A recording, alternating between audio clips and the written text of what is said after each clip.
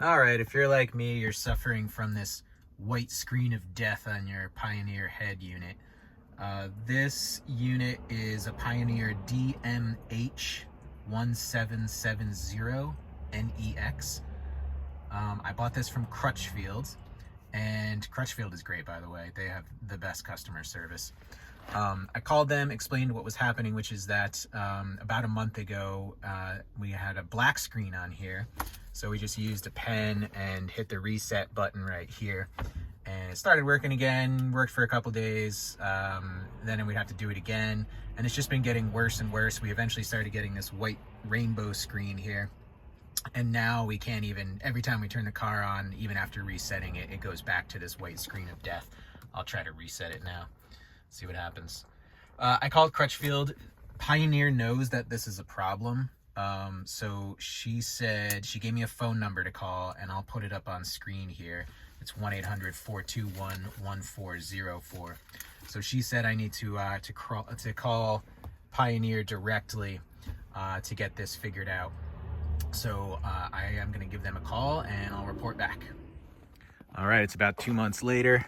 Beautiful snowy day in Vermont.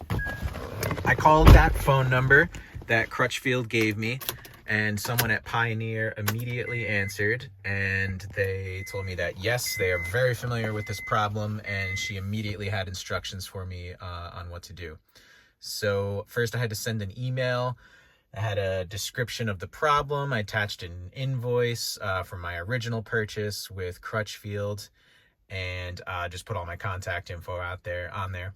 They wanted all that same information when I sent this head unit back in as well. So I had to pull this head unit out, which, you know, wasn't the funnest way to spend a half an hour on a Saturday, but not too difficult in this vehicle.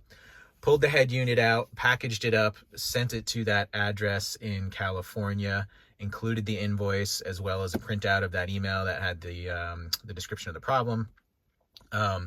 About 2 weeks later, I got the head unit back and popped it back in here, and it's been, I don't know, about 5 weeks since I've put it back in, and hasn't had a single problem since, so seems like it worked. The only thing that I had to pay for was the shipping this unit out to California, so that was, I don't know, 15, 20 bucks, something like that. And then they paid for the shipping, and there was shipping returned back to me, and there was no cost for the actual repair itself. So overall, pretty happy with how Pioneer handled this situation, and it's fixed.